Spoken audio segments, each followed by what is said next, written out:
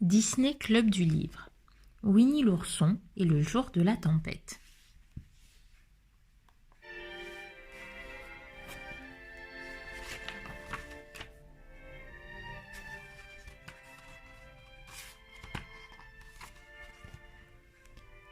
C'est un jour de grand vent dans la forêt des rêves bleus.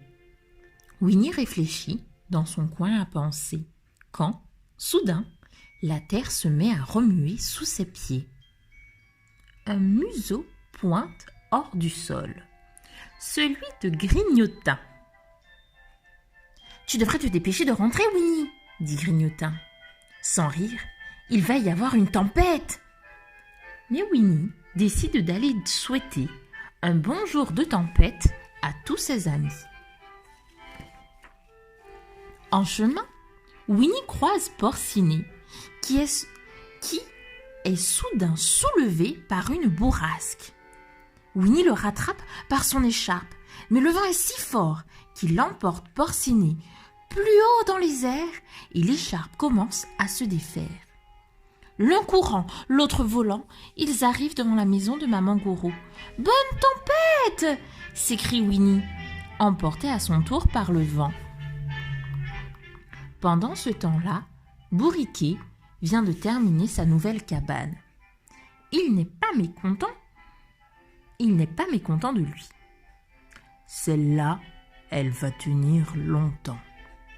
Mais Winnie surgit à grand galop et va s'écraser sur la nouvelle cabane, qui s'effondre sous le choc. « Oh, désolé, Bourriquet, bonne tempête quand même !»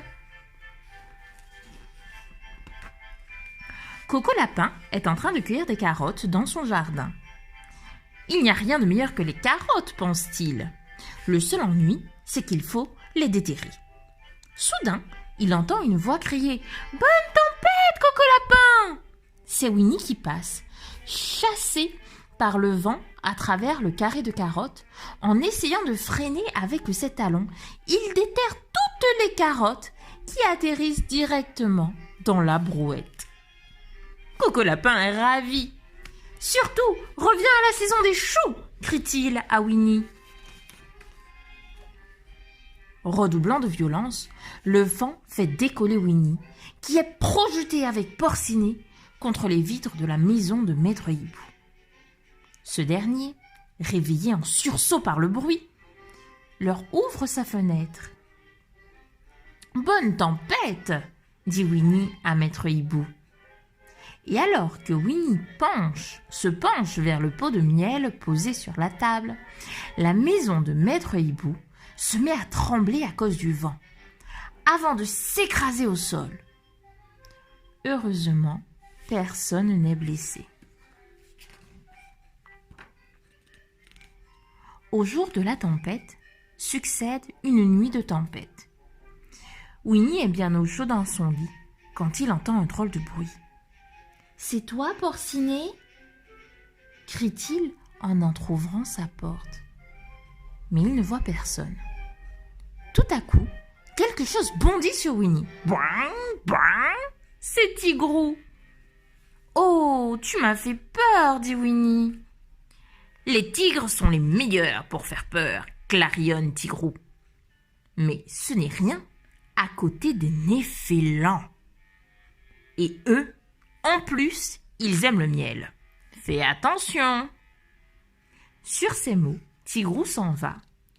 Et Winnie, inquiet, décide alors de veiller toute la nuit pour garder son miel. Winnie s'efforce de rester éveillé, mais ses paupières sont si lourdes qu'il finit par s'endormir. En dormant, il fait un affreux cauchemar. Sa maison est envahie de Néphélans et autres bêtes, de toutes formes, de toutes tailles, et tous occupés à engloutir son miel sous son nez. Pauvre Winnie! Il voit son miel disparaître sans rien pouvoir faire. Lorsqu'il se réveille, Winnie découvre que sa maison est inondée. Finalement, le courant de la rivière emporte le petit ourson hors de chez lui. L'eau a également envahi la maison de Porcinet, qui se réveille quand son lit commence à flotter.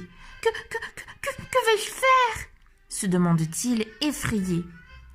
Il attrape une feuille et écrit un mot dessus.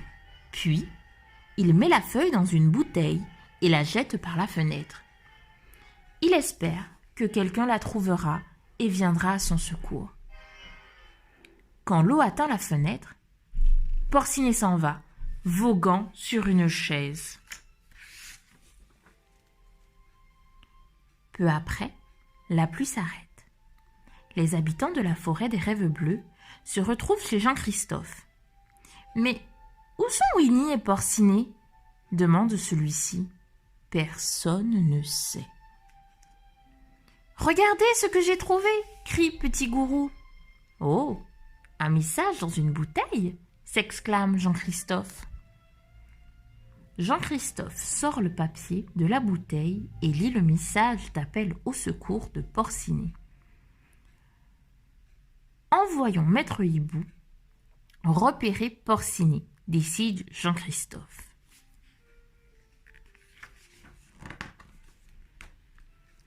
Maître Hibou aperçoit bientôt Porcinet et Winnie. Il leur annonce qu'une équipe de secours est en route. Trop tard, Winnie et Porcinet dévalent une chute d'eau. Et en bas, c'est Winnie qui se retrouve sur la chaise de Porcinet. Jusqu'à ce moment-là, un pot de miel refait surface. Jean-Christophe le pêche au passage et Porcinet sort la tête. « Coucou, c'est moi !»« Oui, tu as sauvé Porcinet !» s'exclame Jean-Christophe. « Tu mérites une fête de héros !» Plus tard, dans l'après-midi, la fête bat son plein. « Mes amis, dit Jean-Christophe, nous sommes ici pour fêter le courage de Winnie. »« Pardon de t'interrompre, dit Bourriquet, mais je l'ai trouvé. »« Tu as trouvé quoi ?» demandent les amis d'une seule voix. « Une nouvelle maison pour Maître Hibou. »« Montre-nous !» s'écrie Porcinet, très curieux. « Venez, suivez-moi, dit Bourriquet. » Bourriquet s'arrête devant la maison de Porcinet. « C'est la nouvelle maison de Maître Hibou, dit-il fièrement. »« C'est vrai, confirme Maître Hibou, c'est marqué sur l'écriteau. » Personne n'a le courage de dire à Bourriquet que c'est la maison de Porcinet qu'il vient de donner à Maître Hibou. « Dis-lui que c'est ta maison, » dit Coco Lapin à Porcinet. Porcinet secoue la tête. « Non, maintenant c'est la maison de notre ami Maître Hibou. »« Mais où vas-tu vivre ?» s'inquiète Maman Gourou. « Il va vivre avec moi, » dit Winnie. « Oh, merci Winnie, c'est formidable !» Tout le monde pense que c'est vraiment gentil de la part de Porcinet de donner sa maison à Maître Hibou. Et c'est aussi très héroïque car chacun sait à quel point Porcinet aime sa maison. Alors, la fête pour Winnie devient une fête en l'honneur des deux héros, Winnie et Porcinet. Tout le monde chante et s'amuse.